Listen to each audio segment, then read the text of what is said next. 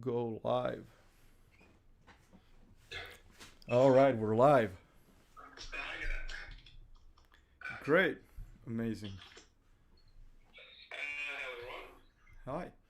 Uh, yeah, I see you good. Can you hear me okay? Great. All right, let's start. I'm going to introduce you and then we're going to kick it off, okay? Great. Hello, everybody, and welcome to another live podcast episode of Indie Club. My name is Tom Kozacinski, and today I will be speaking with Martin Rosner. He's an amazing. That's him. He's the amazing mind behind Hot Paper Comics. He's a comedian. He's a dear friend of mine. He's a very successful guy, and hopefully he will stop fucking around with his camera and be in the shot so people can see him. Okay. Just trying to set up cameras. Okay. You're good. You're good on both cameras, man. You're good on both cameras. Okay, good. Let me just check something. Do one more mic check before we start. Mic check. Okay, give me 1 second. I hear you double for some reason. I don't know why. Say something now. You look very nice today. Thank you. And I need to turn down this. Okay. How about now? Good, better. I think I hear you okay here. And let me check something before we go. For some reason, you're not here. Headphones. Comments on the Instagram. I haven't even Yeah. been checking. Okay. I finally got your audio on the live stream. A lot of people already online. That's good. Okay, let's start. Let's try this one more time. Hello, everybody. Thank you for joining. I have a dear friend of mine. His name is Martin Rosner. He's an amazing mind behind Hot Paper Comics. Also a comedian. A dear friend of mine. I've known him for a couple of years now. We've been working closely together on a couple of stuff. And today we're going to have a discussion about a lot of cool stuff, starting with his webcomic series and then around working for yourself and all the typical stuff we usually talk about. So enough of my babbling. Martin, how about you introduce yourself and tell people a little bit something about you? Well, there's not really much to say. I'm basically, my name is Martin. I make Hot Paper Comics, and that's about it. I do freelance stuff from time to time, and occasionally I do stand-up and do talks about depression. Good. So your talks about depression, they're called the Depresso, right? Yeah. Which is a great title, by the way. And I've seen one of your talks, and I'm going to circle back to this topic. I want to cover a couple of other stuff before we get to the serious things. There were a couple of great questions posted on Instagram and on Twitter for you and me as well. So, but I want to start with the comics actually. So I know that now you have like almost 90K followers. If we total in the people on Twitter, it's over 100K. But how did you start? Tell me, like, when was the like first idea for Hot Paper Comics? How did it came to be? I started Hot Paper Comics around 2017.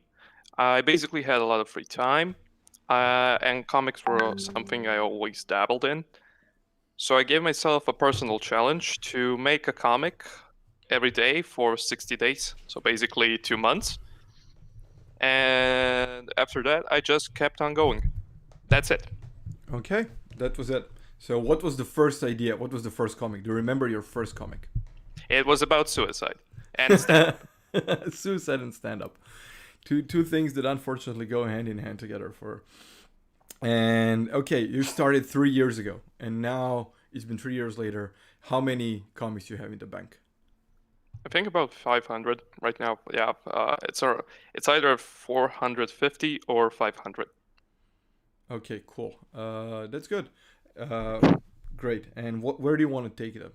So, what is like the next step for your comics? I know that you're drawing almost every day, but do you have like a goal with that?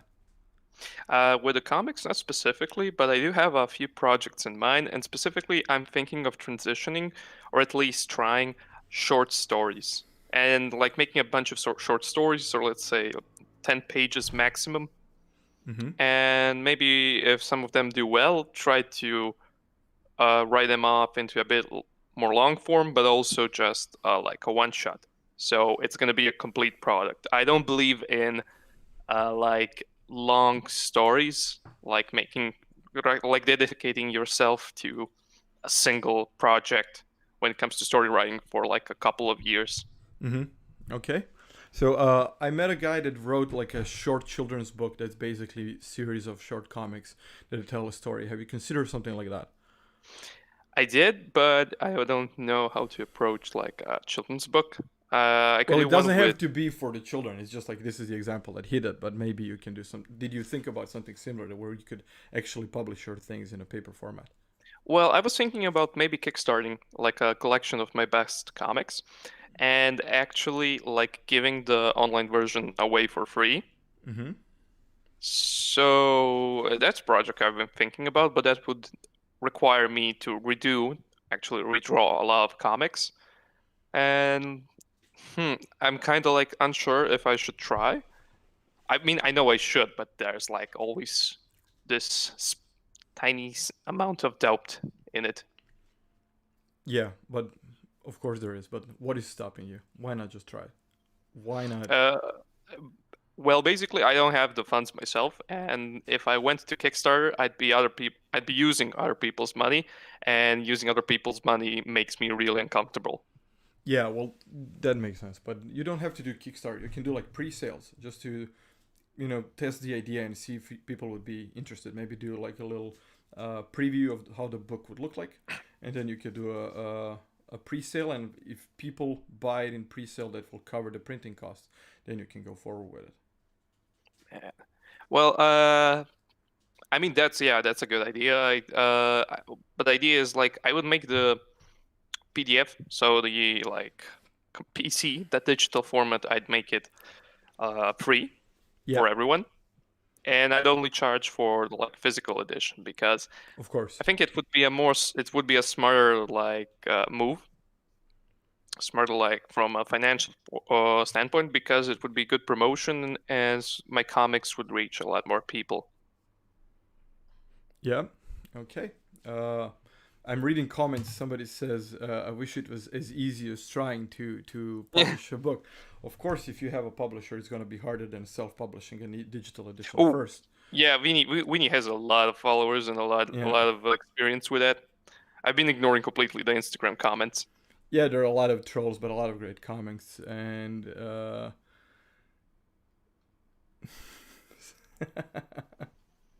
so I can read them. yeah, a lot of people go out of their way just to post shit comments. How sad life you have to be like, "Oh my god, like you're shit." Like, yes, Nah, yes, that's yes, I am. trying to be funny. Yeah, I know. Uh, it just I accepted a long time ago that I'm just bad at everything, and then I just try to be good. That's it. Okay. So okay, like coming back to comics, I've seen. So I've shared with you the Joey Beatty from Witcher, who plays Jaskier in Witcher series, posted one of your comics on his cover photo of his Twitter. How did that make you feel when you saw that? Made me feel special. I doubt he knew who made it. He probably just saw a funny picture on the internet that he liked. But the feeling of a more traditional, bigger audience using something I made was quite. Yeah, I think that was pretty funny when I saw his profile. I was like, oh, I know a guy that made that comic. That was so cool. So, yeah, okay. So, you've been doing stand up before you started drawing comics, right? Yeah, I've started like doing stand up a year before I started comics. Okay. One of the questions that we got on Twitter was from a guy that I met recently, asking, what was the thing that kind of pushed you over over the edge that made you actually go on stage? Like, how did you actually decide? What was the thing that gave you encouragement to actually do it? Honestly, I always wanted to do it. I think I'm kind of a special case because I'm someone who enjoys attention, who enjoys performing, and I know like that public speaking is the number one fear around the world. So I'm not really like some kind of like traditional example in that part, but I just had this drive, this wish to actually go on stage and see how it is because I've been following stand up for a few years and I wanted to try my hand at it and see if I can actually do it. That was Okay. basically it. I didn't have that much fear going on stage. I mean, you always have that amount of anxiety before making your Of first step course. onto the stage.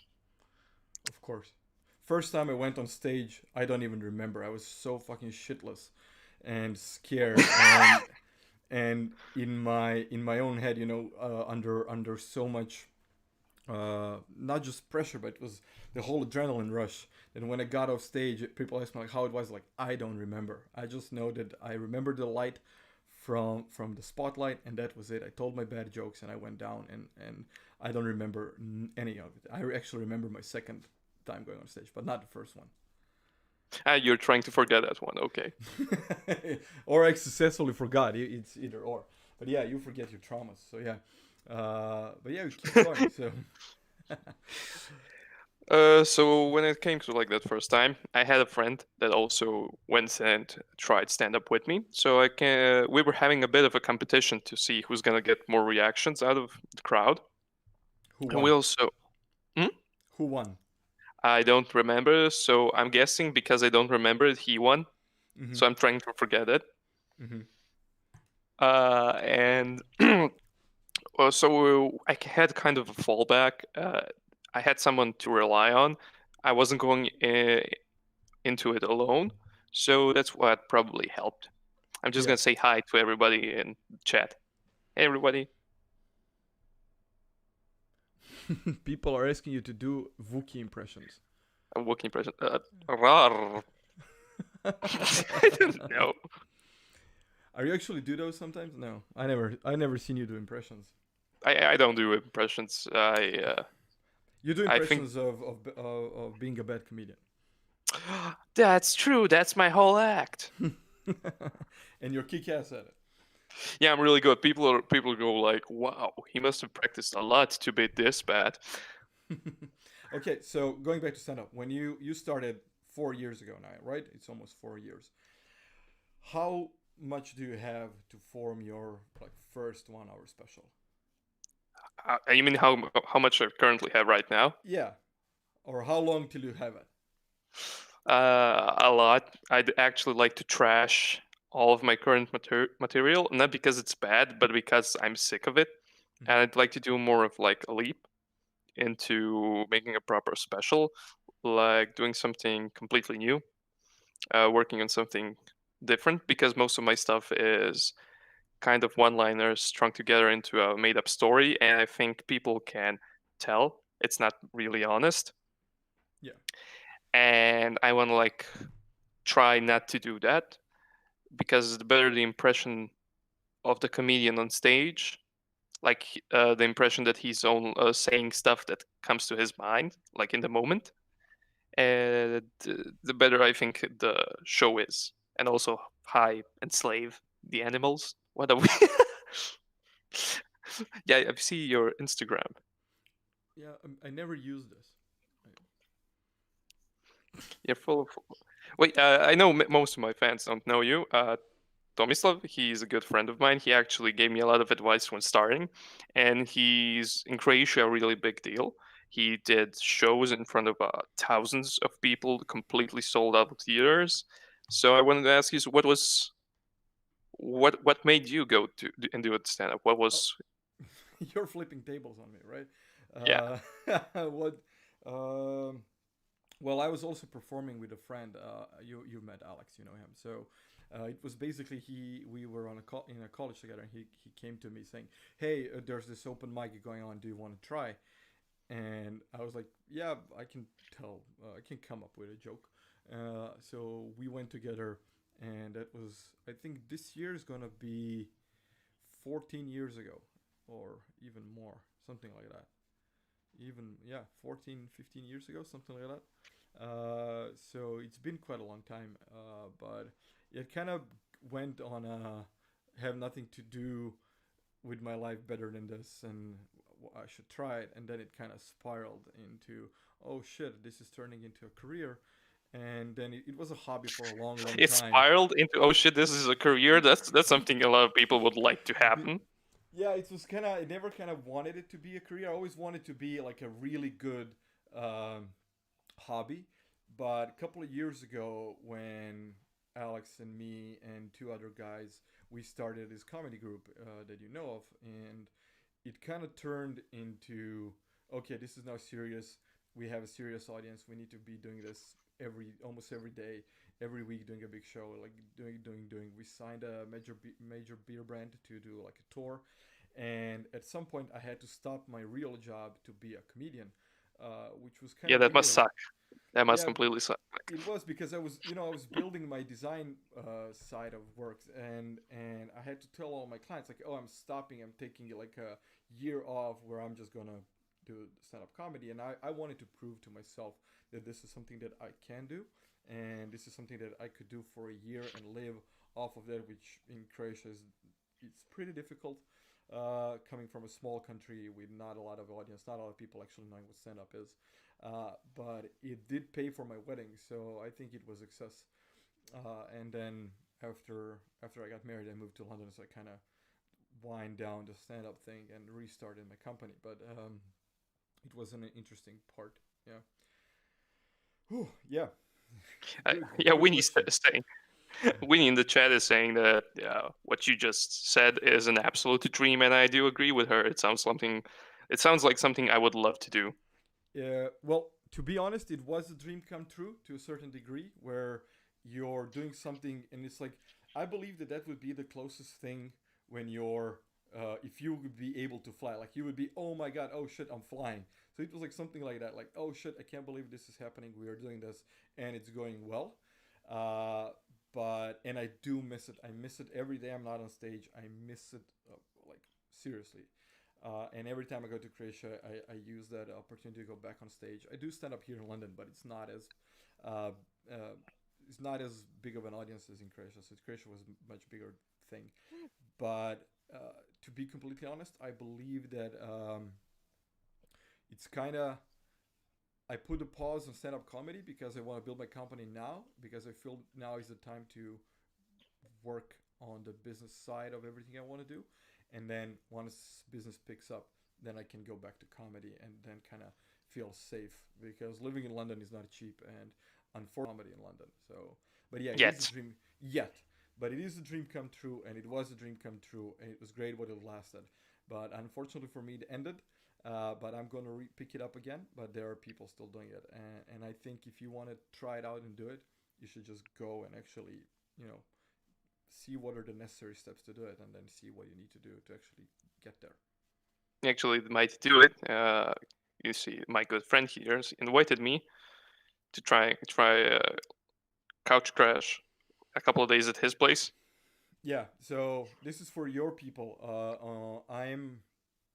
I'm actually inviting Martin and for everybody here to see and be witness to this. Like I'm gonna pay your plane ticket. I'm gonna pay for your flight. Jesus, don't do that. I'm gonna pay for your flight, and you're gonna go on the most cheapest flight I can find, but I'm gonna pay for it. You're gonna like if you need to be like holding on to a wing, and I can save up $10. It's gonna be like that, but I'm gonna be and like the gremlin from the Twilight Zone. yeah, and you can crash on my couch. Actually, not my couch. I have a guest room, so you can crash in my guest room and try out stand-up comedy in London in English. And we're gonna set up a couple of gigs for you, and then you can try it out. I'm gonna record you. I'm actually gonna do live, so people can witness you going live and doing stand-up comedy in English. And then you can say, okay, I did it, and then you will know if this is something for you or it's not. I'd be like, wow, I knew I was bad, but I didn't know I was that bad. Does that sound like a plan? I mean, the chat is calling you my sugar daddy, so I guess. Oh yeah, Martin is one of the people that makes me wish I'm gay. I'm so sorry I'm not. When, when I see you also handsome, it's just like, oh, it breaks my heart. Uh, Thank you, thank you. yeah, you're one of the prettiest guys I know. You were. I know. Take the compliment, man. Thank you. It's all I have that in fact on a lot of men. I get a lot of compliments from other men. Yeah. Well, it happens. So, it happens when you're pretty. I know, man. So, It's a let's curse. let's go back to. I want to get back to a couple of topics before we actually start shooting the shit. I want to cover some like serious stuff. And at the beginning, we mentioned your Depresso event, which is a very public thing. I don't know how many people know this, but Martin talks very publicly about his battle with depression, and it's an awesome thing to see. Not a lot of people who are afflicted by this are actually taking their time out of their lives to speak openly about it in front of the audience, which is great. And I've witnessed firsthand people actually going there, asking questions, and I know a couple of people felt better because they knew they were not alone. And one of the place I was at was where there are usually open mic nights, and I want to let everybody know that Martin actually, with his depressing talk, filled out the audience way better than the open mic. So it was the biggest turnaround I ever seen in that venue, and it was for fucking depressing show. So I know he speaks a lot about you or about state of stand-up comedy, but you for sure made a lot of people feel good. And I want to ask you a couple of stuff about that. And first of all, Sure. first question is like, how did you decide to do this talk about, your battle with depression? So So the idea came like I was just okay. First, let's clear something up. This wasn't because of like I wanted to be a really good person or some unselfish reasons. One of the things why I started was a really selfish thing because I wanted to tell my story. I wanted to talk about it because I was sick of like people coming up to me and being all like, "Can we talk? I'd like to like talk about depression," but then we would also move away from people and like because the person talking to me was shamed, and I always was very open about what I was facing. okay, And I kind of got annoyed by it, not with the people, definitely not with the people. I was always open to talk, and still am. Oh, thanks, Weenie. She said it's not selfish to share your story. Oh, what? exactly. I like her. And She has some and great comments. basically, the idea was I'm gonna talk about it openly because I'm sick of like society's take on it. How it's supposed to be something shameful, something you should uh wait, oh my, it's something you should be like keep it personal, not to talk about it. And I was like, no, you should definitely be able to talk about it. It's something that affects a lot of people's lives. It's something that destroys a lot of people's lives. So I was thinking that if I go on stage and show people that I can talk about it, maybe I'll start a change, and people feel more comfortable to share their stories with other people. I don't think like I'll be a huge like I'll start a huge movement or something like that. But I was thinking like more of the lines, maybe I'll help someone feel better, or maybe I'm gonna like add to the small steps that's gonna make a bigger change down the line a couple of years. Okay, um, that makes sense.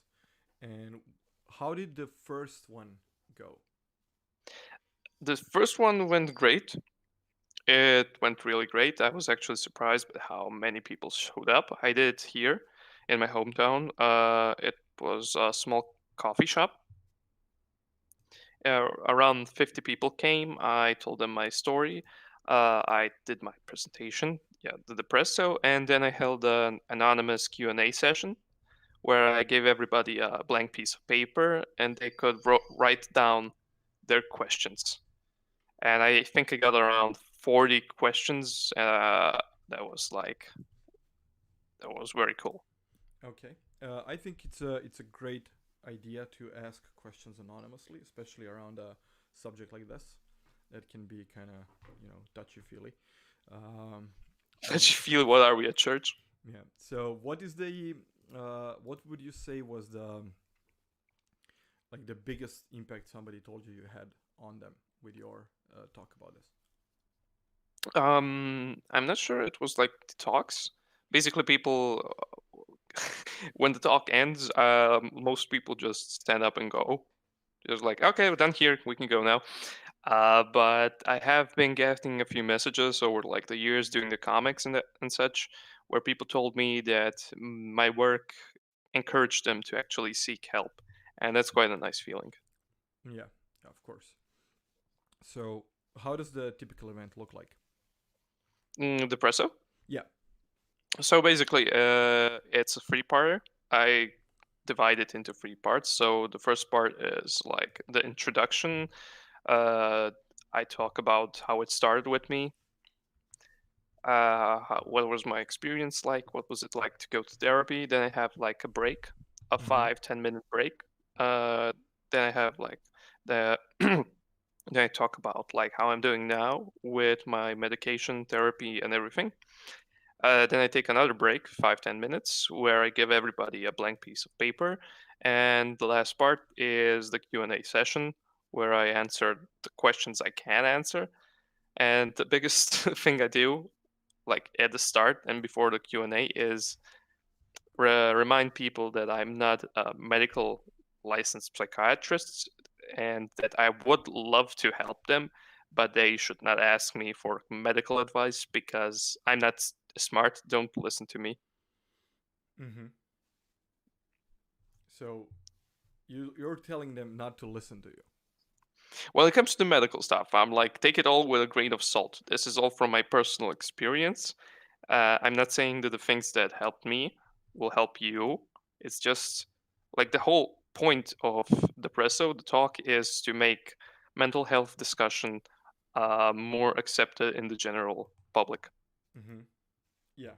Well, that makes sense. Do you think people in Croatia kind of feel that it's a taboo or subject that it's not easily shared in Yeah, Croatia? definitely. I think like generally here in Eastern Europe, it's like a completely taboo subject because if you tell people you have a mental illness, they treat you like a freak, or they treat you like you want attention, like you're making it all up. And there's like a lot of work to be done when it comes to public consciousness to change this. Okay. So yeah, that makes sense. Do you think that like going forward, sorry, going forward with Gesundheit. yeah, thanks you. Well, going forward with your events, do you think that that's slowly going to change? I hope it will. But what do you think? What is um, like your I don't know. The proper would be like your feedback after every show. Do you think it's getting more and more positive? I think I'm getting more comfortable in presenting everything, Okay. but I've done it like 4 times, uh, 5 times actually, and the reaction has always been a positive one. I still have people come up and tell me like something very, something very like, oh, sorry, I'm gonna have to put my phone on do not disturb because I keep getting calls. Okay, now it's good. I get a lot of like positive feedback from people, and yeah, that's basically it. I did a talk at a local medical university, Mm-hmm. and because of that, and like I'll be doing one in Zagreb, which is the biggest city in Croatia. I'll also be doing that at the medical university at Zagreb. Okay, and you're doing one in medical university. Yeah, How did that come to be? I have a few friends that are the student council at like the medical faculty. Mm-hmm. I asked them, "Is Depresso something you think would be okay to like present?" and they were like, "Okay, sounds interesting. Let's try it." And that's how it came to be. And then they saw me do Depresso in Osijek, which is my hometown, and they recommended me to Zagreb. And yeah, someone is asking, I am Croatian. Yes, Martin If is you can't, Croatian. if you can't tell by the thick accent. Yeah, and Lemon says they like Deadpool plushie in the background. Yeah, Deadpool plushie is cool. It is. Yeah. So, okay, I got a little bit sidetracked. So, okay, please continue. No, that's basically it. So Okay. so far, I'd like to make it a thing. Go and do many more talks, but I can't like charge entrance fee. I can't charge an entrance fee for it because I think if I made money off of it, it would lose its meaning. Yeah, yeah. If you're trying to help people, like initially, uh, you're gonna become a big deal soon. I can tell that. But and then somebody else will charge your tickets for you, and then it's gonna be a whole different story. But yeah, if you're trying to share your story and you want to help out people and getting your story in front of as many people as possible in the beginning is definitely free is the way to go. And then when I was doing like some of the free events, what you can do is like ask for sponsors, like for people to or companies that could be potentially interested to either like pay for the bills of like drinks or bring snacks or whatever, just to make people a little bit more comfortable in your events. And there are companies that will gladly do that. I was thinking about contacting a local coffee company.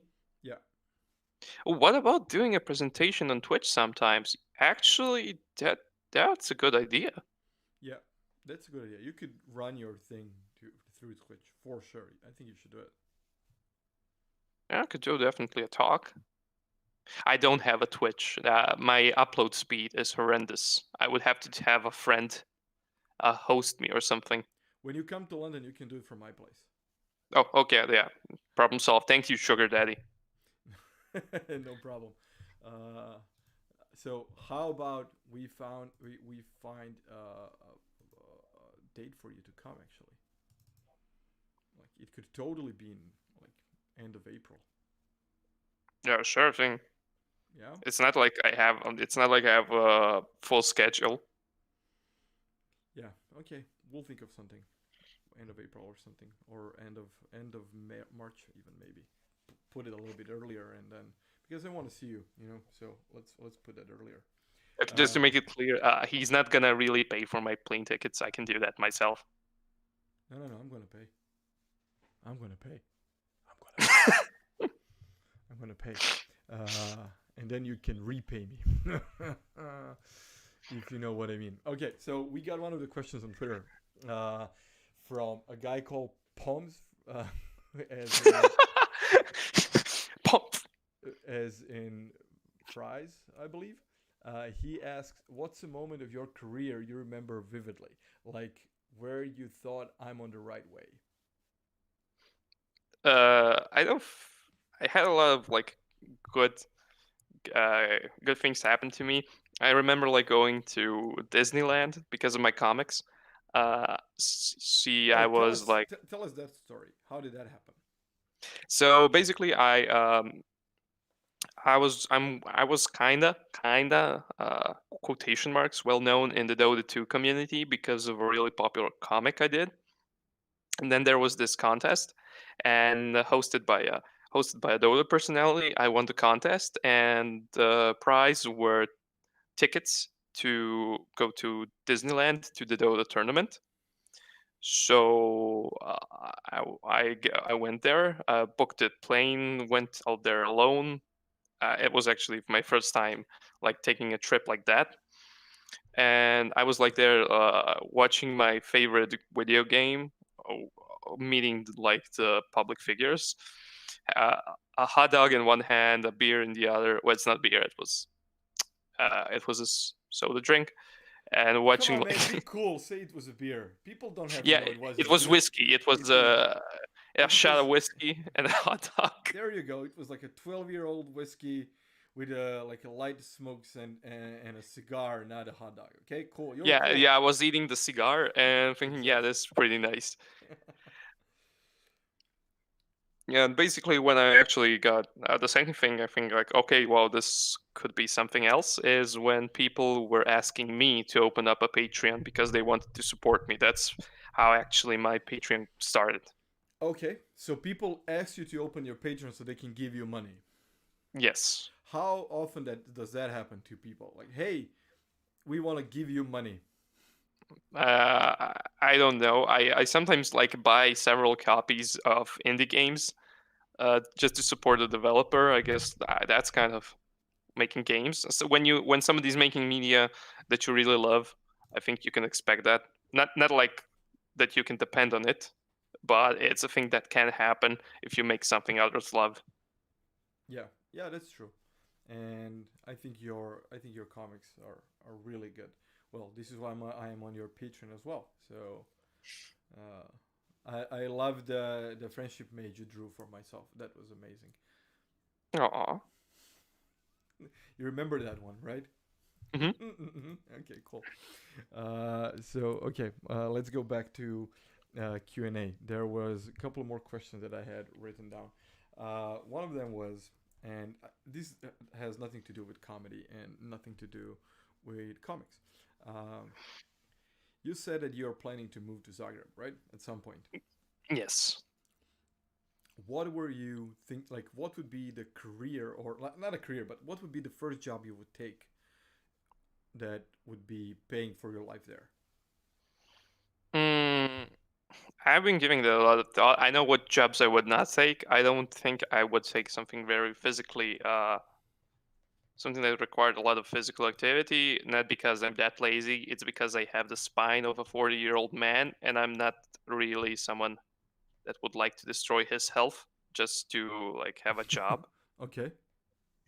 I think that something like an office job would be okay. Preferably, I'd like to work on something like marketing, something that Okay. where I have at least a tiny bit of creative freedom.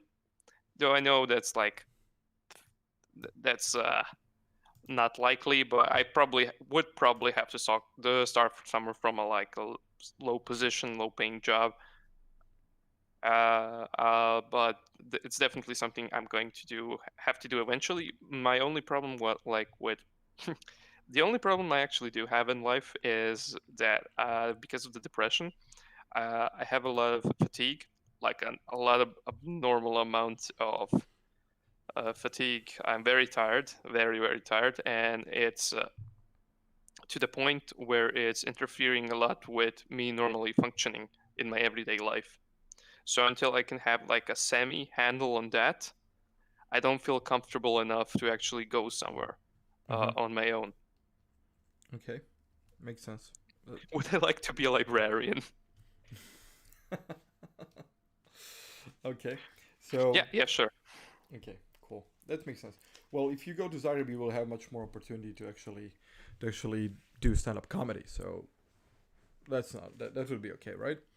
Yeah, Yeah. I mean, I've been thinking maybe actually just skipping Zagreb and going somewhere like Berlin or London, but those are much more expensive. So, London, man. London. oh yeah, I have a sugar daddy there. What was I thinking? Exactly. You have a sugar daddy with a guest bedroom, and we can put my wife in the guest bedroom, and you can sleep with me. How about that? Oh, only if I can be the big spoon. Yes, please. I want to find somebody that I can be a small spoon with, you know? Like my wife is so small, there's no way she can be a big spoon. And like just one night have someone like, Terry Crews just, like snuggling me just to see how it feels when you're kind of When snuggled you can up. feel like secure, like Yeah, yeah, I want to feel safe, like you're snuggled up, you're all snuggled up in muscles, you know? I never felt that. I don't know. I don't know like how does that feel, you know? an armor made out of muscles. Yes, exactly. Armor made of muscles from Terry Crews to snuggle me while I sleep. I would You know what would sleep be so cool if well. we could like be two small spoons and Terry was like holding us both in his hands and we were like, Yeah, he could hold us both like just like shh, and then just like shh. Snuggle us to sleep. Throw in while we're at it, throw in Aquaman as well. Why not? Oh, the dude from Game of Thrones. What's his name? Aquaman. Yeah, that's what he puts down. Yeah. I'm trying not to say his name because it will be like, oh yeah, of course I know his name, but of course I can't remember. But yeah. Anyway. Oh, Toofy joined. Toofy is also in the Instagram chat. He's a very cool dude, just like Weenie. Mm-hmm. Weenie and Tootie. Yeah. So many jokes. We should bring Terry Crews into this.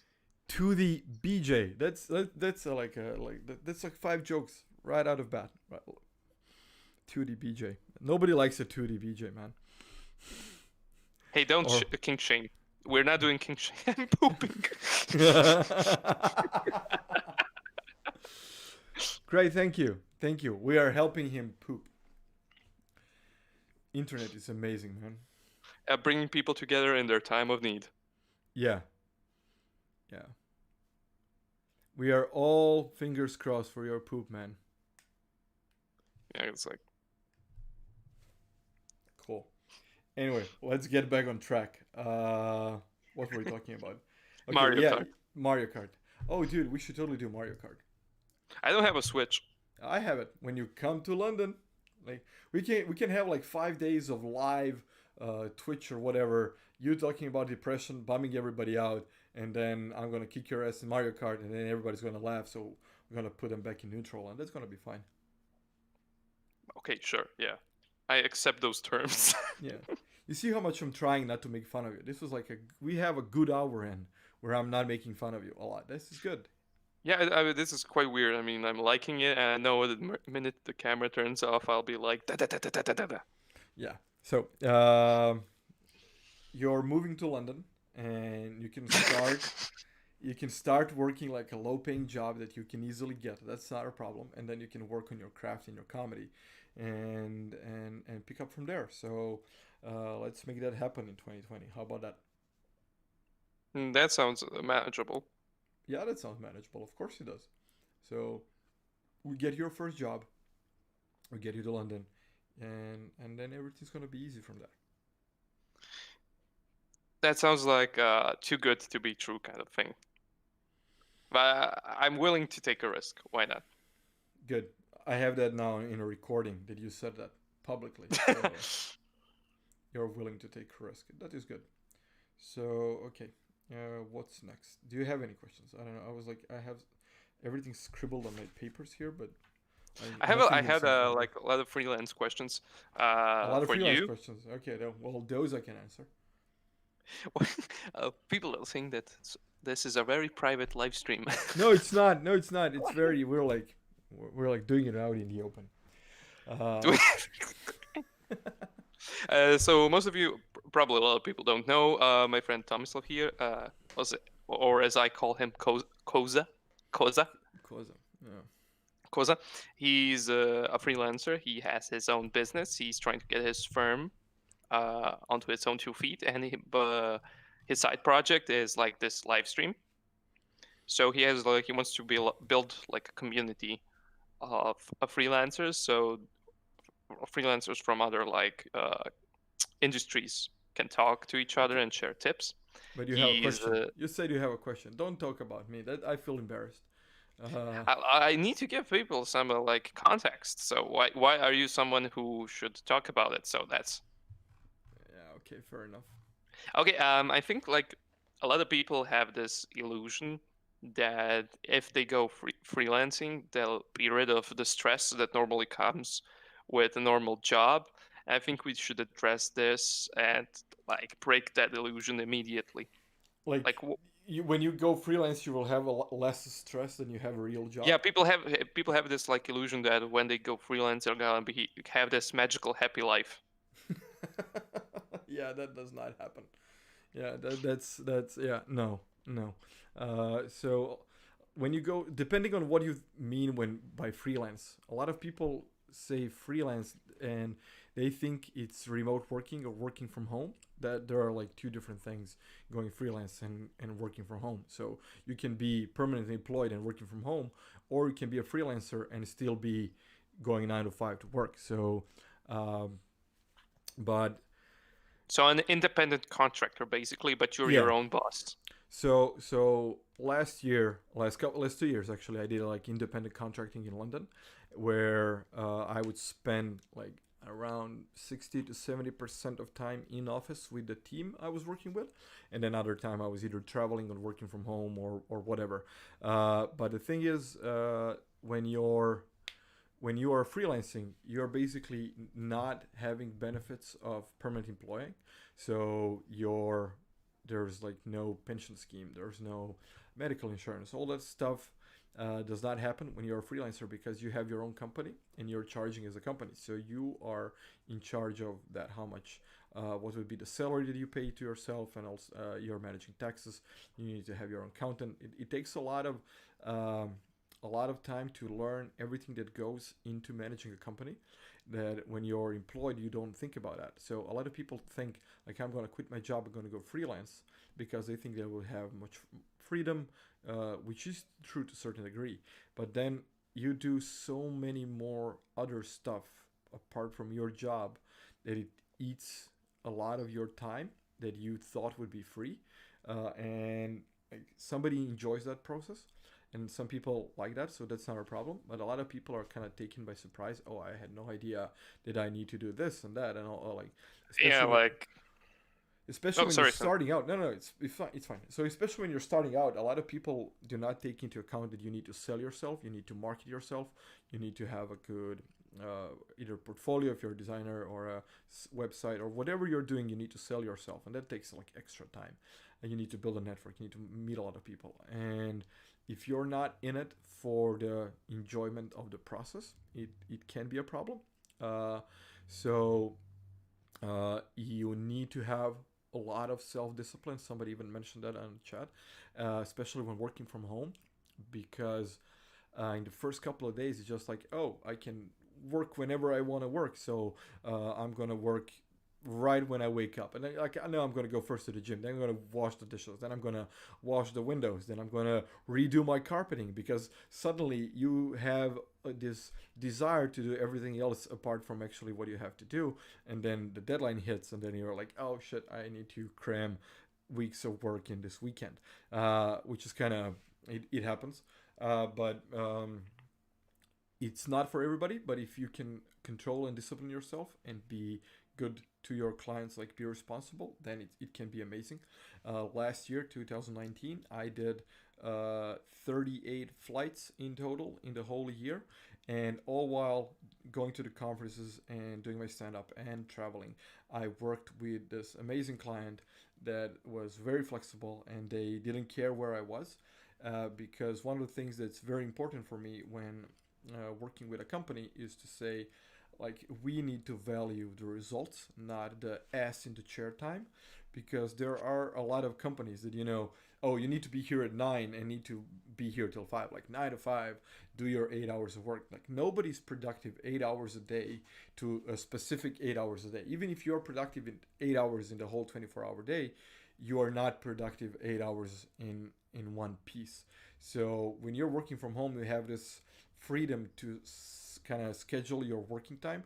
So for example, I wake up really early, work a couple hours, go to the gym, take a shower, make some lunch, and then go work a couple hours more, then do some other stuff for myself, go to the city. If it's a nice day out, go Yeah, to the city, and then come back and then work in the evening a little bit more.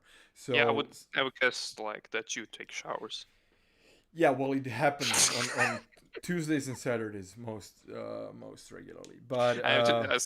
Sorry, man. It was too good of an opportunity. yeah, it's fine. So, yeah, no, my Sky Miles are not good because Europe is very small. So all of the flights were almost like, yeah, one flight was to Siberia and one was to Jamaica. Those miles were good, but everything else was inside of Europe. So basically, my 36 flights in Europe were total of one flight to Jamaica and one flight to Russia. So this is how small Europe is. Oh, this is a good question. Like, do you have tips for self-discipline when you work from home? Yes. Jesus. Let's hear them. I mean, you're the expert here. So there are a ton of stuff that you need to do, and Okay. Let's. Okay. So, you're meaning your past self. You went back to like 5 years into the past, or 10. or 10. Okay, you're going 10 years back into the past. You're meaning your younger version, your younger self, and he asked you the same question. First of all, if I met myself 10 years younger, I would slap myself silly. That's That's perfectly clear. child abuse. Well, it's not. 10 years ago, I was not a child. So I was just like a cocky dumbass that thought he knew everything and he was wrong. See, a dumb child abuse. Yeah. But like I would not. So there are things that you can kind of make you be more responsible to your work. And I know this kind of sounds lame, but if you make a list of stuff that you need to do, it's easier than just thinking about, oh, I need this, this, and this, and this, because you will forget. At some point, it will pile on so much that you can't remember everything. So I write everything down, like everything. Like take out the trash, I write it down. I do like a little post-it. I have a post-it app on my computer and just post it for that. Reply to this email. I treat my emails as a task list as well. So every email that I leave in my inbox is a task that I need to do. So for example, today I received an email with questions for a newspaper interview, and I marked it as unread, so I know it's a task because every day I open my inbox, so it is something that I need to do.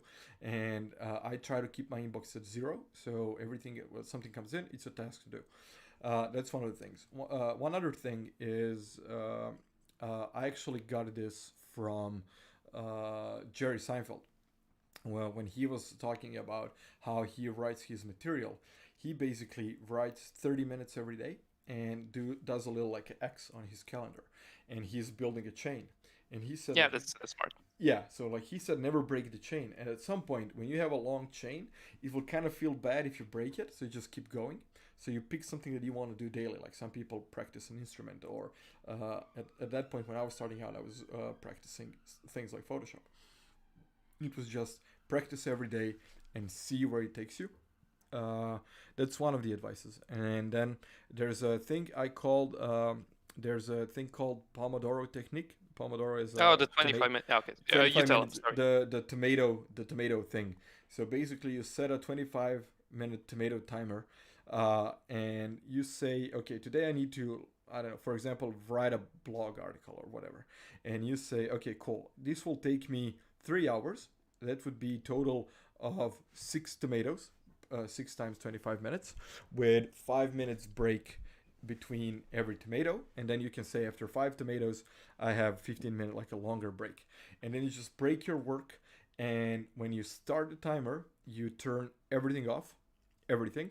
And like mobile phone, like everything, shut everything off for 25 minutes and work on this one thing. And just try not to break the concentration. If you go check your Twitter, check your Facebook, check your whatever, you're breaking the thing, the timer resets, so it doesn't work. And Oh, sorry. I have something I wanted to say, add to that, but you go. no, yeah, please. This is a conversation, not my monologue, so please. I think like it's not good. So most people do their work at their desk, but their desk is also usually the place at which they watch movies, play video games, Yeah, and stuff that's like true. that. I think like a good everything you just said, that plus maybe have a separate working space. Like don't combine the place where you have fun with the place you work. Yeah, I think that's a great advice. Somebody wrote "Discipline equals freedom" by Jocko Willink. That's so true. Oh yeah, that's a great quote. That's an I amazing quote. listen to Jocko almost every morning, his podcast during my workouts. But so yeah, I agree that you need to have a separate space to work and a separate space to have fun. And I know it's not easy for everybody, especially if you're still in school or college, or you're living with your parents and you have like your room. So basically everything happens there. I try to do some of my work outside of my home office. So I have my, like, this is my home office space that I finally got now when I'm almost 35. But until recently, it was a home office slash guest room, and before that it was my home office slash my bedroom. So it is a good advice, but if you can't detach your fun from where you work, you can try to take your work with you. So this is where co-working spaces come into play, or working from a library or a cafe or wherever you can kind of go away from home. You don't go to work, but you still need to get up and move somewhere, because if your work is next to your bed, it kind of gets demotivating.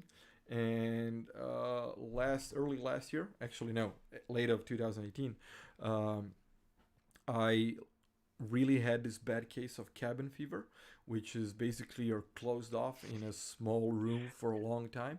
Yeah, I wanted to And talk about that. yeah, I was actually, tell me your experience and I'll share mine. Okay, my experience is basically I noticed like the negative changes, the negative behavior before it actually became a real problem. That is, for me at least. I'm not saying this is like advice that needs to be applied by everybody, but don't do too much of freelance work, your own work alone in the same place always, because you're gonna go insane. Yeah. You need company. Just make sure you can also like you can do 6 hours a day or less. It's 6 hours isn't like a metric. You can do work alone, but make sure that if you work a lot of time alone, that you also like have enough human company or stimuli. So I recommend. I think like the good thing to do is uh, make friends with other freelancers, people you can stand at least. Don't have to be You don't have to be friends with them. Just to share like co-working space so you don't go insane from isolation. Yeah, yeah, that's absolutely true. My problem was I kind of got lost in. I was between jobs, working to like secure another job, and burning through my savings and working on my own company, and just being locked up in a room for a couple of days without even leaving the apartment. I didn't go to the gym. I kind of everything kind of stopped. So it was it got really depressing at some point. So when I talked to a friend of mine, she told me like, "Oh, you're having a serious case of cabin fever. That happens." Like, "Oh shit, what's cabin fever?" "Oh, it's when you are closed in your own room for days on end, you dumbass." And I was like, "Okay, cool. What do I do?" And she said like, "Well, go outside, take a walk, go to the gym, do something. Just move."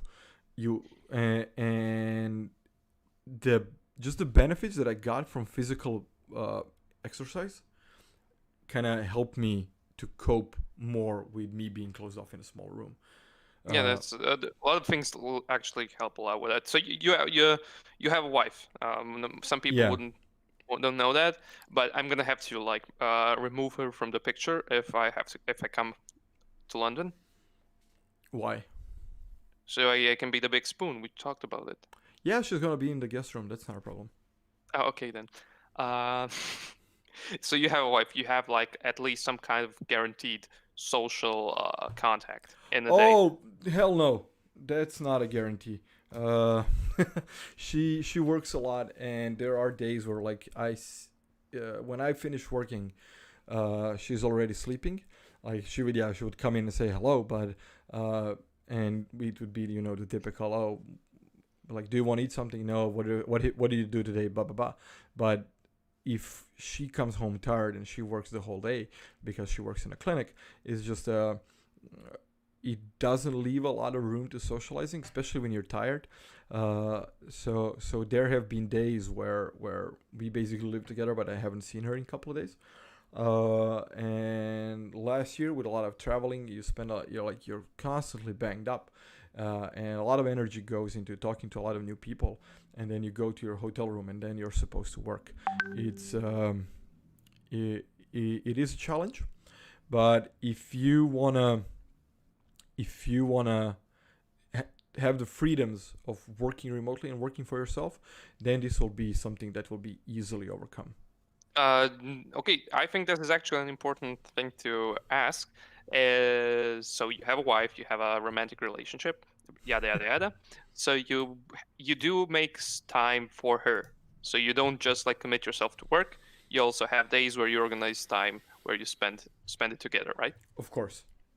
Yeah. See, I think a lot of people are, especially when they start out, they sacrifice that too much. I do think when you're starting out, you do have to like devote yourself a lot more than like in later parts where the job is a bit more stable. But I think people should not neglect, especially like their significant others or their friends when doing so, because I think that's like that's gonna do more harm down the line if you overdo it. Yes, that's true. So what I do actually is I schedule date night in onto the calendar. So we actually make time to be together. So she has a really busy work schedule. I have a busy work schedule, and she traveled. I traveled. So it was like, okay, next. So for example, like this month, we already have a date night scheduled for 27th of February. So we have like a restaurant booked, or we would go to the theater or whatever. So these like major couple events, we need to schedule them advance in the calendar. But calendar is something that I really couldn't live without anymore. When like 5 6 years ago, I started doing everything through my calendar. So everything like drinks with a buddy, or doing a stand-up, or working on this, working on that. So for example, I would schedule, like, I have this task to do today is going to take 4 hours. I would put it on my calendar so I know that I need to do it. And same goes for my relationship. There are things that we need to schedule in our calendar so we can make them match. And then there are sometimes where we know, okay, next weekend we are completely free. We are not going anywhere. We're just gonna play Diablo the entire weekend, order in 5 pizzas, and have like 12 beers or whatever, and just chill Sounds and relax. perfect. Yeah, it really is. I'm a lucky guy, but it doesn't happen as often as I would like. But it does take time, and it takes effort to balance out your work or and your life and your health, and everything kind of needs to come together. So it's not it's a matter of managing your time and having discipline to do it. But if you manage to get at equilibrium, then it's going to pay off tenfold. Yeah, but I mean, you do have to develop certain skills to be able to like devote that time so that your work life doesn't completely interfere with your personal time. Of course. So there's time for work, and then there's time. Then there's time for everything else. Did you What? see the message in chat? Hope someday I find someone who loves me like Tom loves his calendar. Oh, that's a unique love, man. Oh, if I could snuggle with my calendar, I would be all up in those dates or something. I don't know. That was a bad pun. But yeah, date night with my calendar. That's like bad jokes just write themselves. just Uh, just just one Sunday and your calendar just making up the dates like yeah. So yeah, I think maybe we talked about this. Was when I was trying to manage my time, I kind of see time as like an equalizer. And let's say you have four equalizers that go from 100, from 0 to 100, and you have 300 points to spend.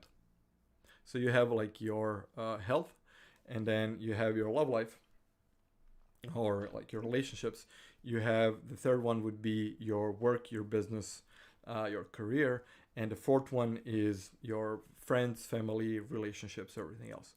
So you have four things that you need to manage, and if something is at 100%, and something would be at 50, and two will be at 75. So it needs to be a balance between all the things. You can't go to the gym every day for 4 hours and then work for 8, and then be with your girlfriend, wife, boyfriend, whatever, for another 8, and then sleep for 8. There's not enough hours in the day to do that.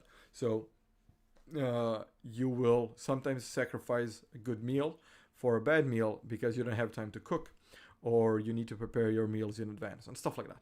So it's just the matter of management. managing your time.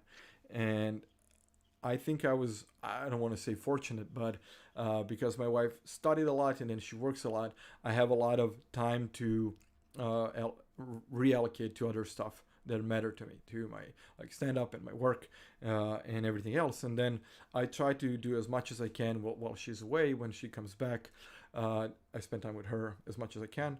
When she goes to sleep, I go back to work or I play Call of Duty or whatever. Wait, So how long are you awake for? What's the time you usually go to bed? I aim to be at bed at around midnight, and I wake up around 6:30. That's what I aim. Sometimes it's hour early, hour later, but Wait, so that, you basically only sleep 6 hours at a 6 to 7 good day? hours. 6:30 is my average. Okay, I mean, you're a tough one. I basically need 9 hours of sleep. Yeah. Well, when I was your age, I also needed 9 hours of sleep, but it kind of changed when I started my first company. My friend and co-founder, we wanted to be the first ones in. So, having it my first company, I was working on my only computer that I had. So I brought my home computer to my office, and I didn't have a computer at home. So I was fairly motivated to get up and go to the office because my computer was there. So that was one of the motivations. And that was one of the biggest mistakes with it. I don't want to say it was not a mistake, but it was a learning point where we thought if we have an office, we're gonna have business, right? We're gonna have clients because we have a nice office, and that was nothing could be further from the truth. Like clients really don't care if you have an office. Even if they don't have an office, you can meet up in a place, like you can book a meeting room anywhere. So you don't need to have a physical office. We invested so much time and money in having a cool office, and it ended up just costing money and not be. It was like a zero return game. So yeah, I think the mistakes you make early on are something exceptionally valuable. of course. Uh, unfortunately, like not most of us, like not a lot of us actually have like the monetary funds to risk every single time, because the more mistakes you could be making is a lot more knowledge you could be gaining, basically. I don't know if money has anything to do with that because, well, for our office we borrowed money, so we had to repay everything that we borrowed to build out our office. That was one of the things. Also, don't borrow a lot of money when you're starting out. Rather bootstrap and start small. Yeah, but I basically have a fear of loans Yeah, because of personal stories around my family and family friends. that's a good fear to have. Don't take loans.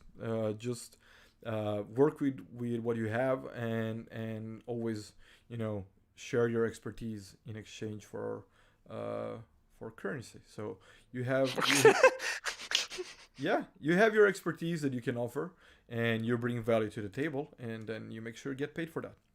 Yeah, And there's a that's lot of things to be discussed, like in freelancing, like how much you should charge, how much do you actually value your own abilities, yeah. and I think a lot of people, like especially starting out, they undercharge. I know I did. I still do it sometimes, because they aren't that confident. They're like, I don't want to lose this client, Well, and I know that fear at starting point, but I think like you actually had a great idea, and it was like do work for free to make a name for yourself, basically. Uh, well, yeah, that's a little bit out of context. It kind of misses a couple of points. Like, you should never work for free in terms of you just go around people telling everybody like, "Hey, I work for free," right? But what you can do for free is find a company or an NGO or something that has a worthy cause or something that you like or you believe in something, and then you help whoever those people are, help them for free. So and then Okay, yeah, that's smart.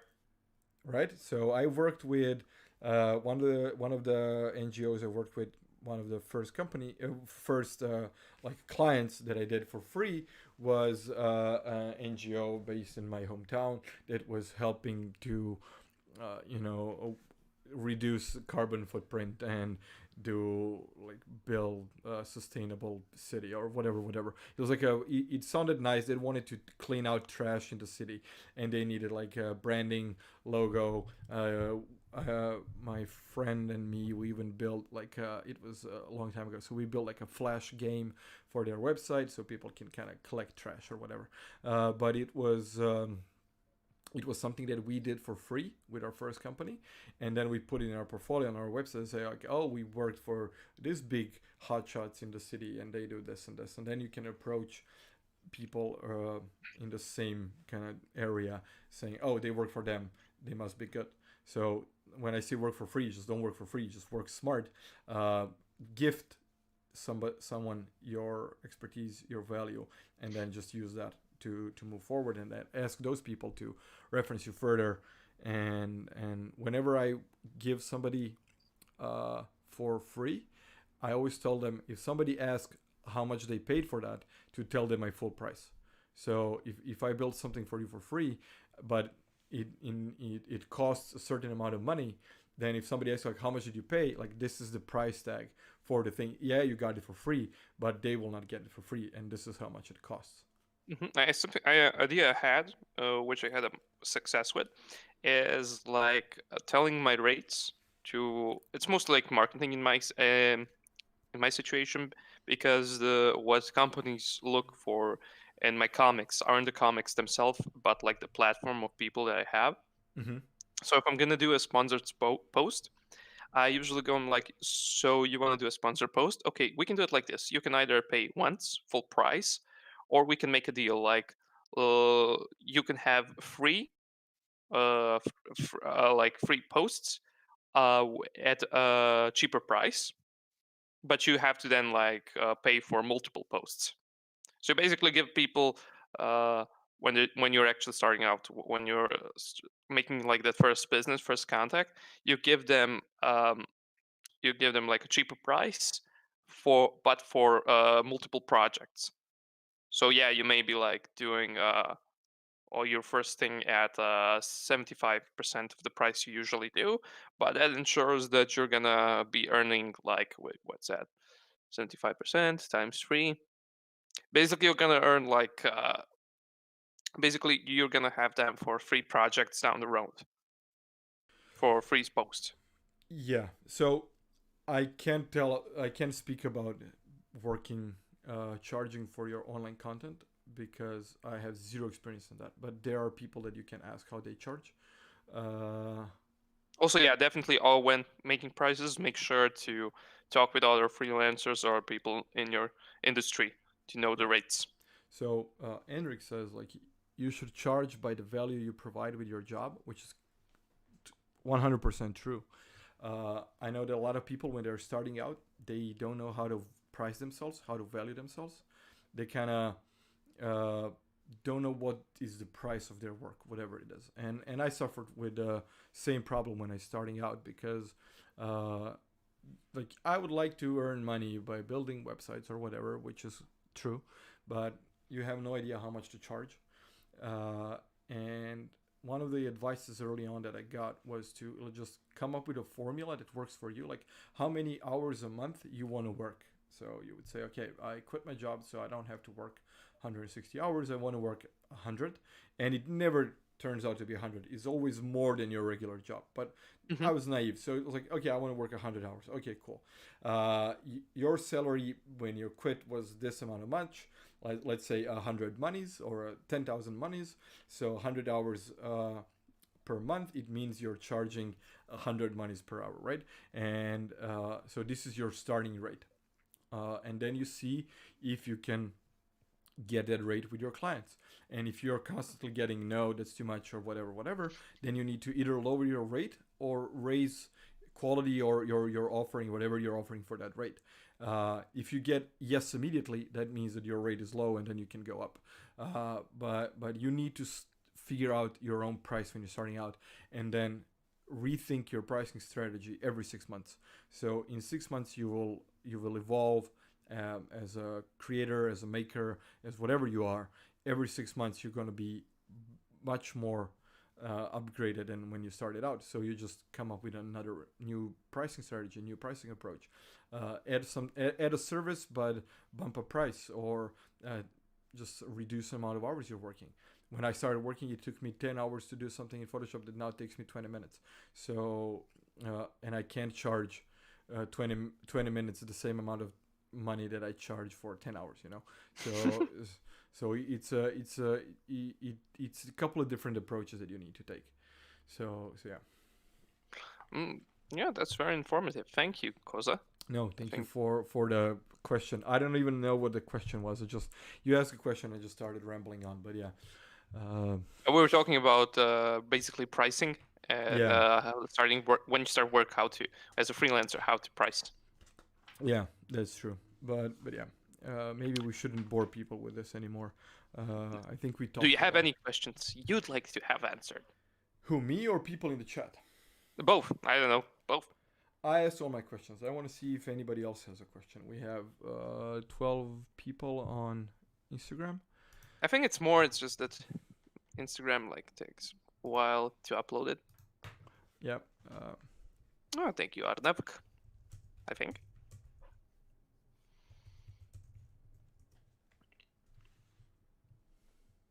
Actually, I wanted to ask you: do you think you'll come at a point where you develop your business enough to employ other people? Oh, I was already there, and I'm already here. So I'm working on onboarding people to work with me. I currently work with one brilliant young designer from Croatia as on a contract basis, helping me out with some of the stuff that I just don't have time to work with. And currently building out a team of designers and developers. And one of the reasons why I want contractors is I don't want to be managing people. I want to help people get good work, find them a good project. I want to do my own side of business. So I'm working on a product design, and then everything else I want to build out a team of contractors around me that I can trust and tell them, okay, this is a project that we have now, and let's build this thing, whatever it is. And then they do their thing, I do my thing, and everybody goes on their merry way. So I don't want to have anybody working permanently for me, because it's a lot of responsibility, and it's just not something that I want to do. Not anymore. Not at this point. I prefer working with freelancers and contractors, because I believe firmly in the freedom of freelancers that you can have, that when you want to travel, you want to work from home, you want to do whatever you want to do with your life and then work. So it's kind of a work-life integration thing, and I want to work with people who have the same beliefs and offer them the same opportunity. So once I had a client in San Francisco and other in Japan, and it was really strenuous, because the time differences were all over the place. So I was working early in the morning, late in the evening, and now I have certain principles around working with people who are remote, who travel. But the thing is, I want them to work on their own and just produce good quality. That's the thing. Yeah, that you have enough confidence in your coworkers that you can just this is what we have to do. You do it at your own pace. I believe in you, and you don't have to stress about micromanaging them. Exactly. That's. I once watched one of your presentations on freelancing, and one advice that you gave really stuck with me, and that was keeping your client updated on the work process, like at what part of the process you are. I think that was really smart, because it gives insight into what you're doing, and it shows your clients that you're not wasting their time. Yeah. Also, it keeps them from asking, so when it's going to be done. So one of the thing was, when you work remotely, what you need to do is communicate to your client every day what you're doing, what you have been working on, and what you're going to work on next. Because if you just close yourself in your room and work on a project for a week and client hasn't heard anything for a week, they will not have the feeling that you're working. And it's just like a human thing, right? Like, oh, I'm paying this guy and I haven't heard from him over a week. How do I know that he's really working X, Y, Z amount of hours? So what I would do, and this is advice I got from a friend of mine, was basically when I would start my working day, I would say, hi, dear, whatever the client name is. Today I'm working on this, this, and this. This is my plan for the day. I'm going to update you once I'm done. If you have any if you have any questions, let me know. I'm going to be online on Skype all day or whatever. Working from Croatia with clients in US, it was a time difference between 6 to 9 hours. So by the time I was finished with my work, they would be waking up, or I would be getting up early. They would be still online in their evening and stuff like that. So we would kind of catch up early in the morning or late in the day. But I would communicate up front what I'm working on, and then at the end of the day, just write a short summary like, oh, I managed to do this and this.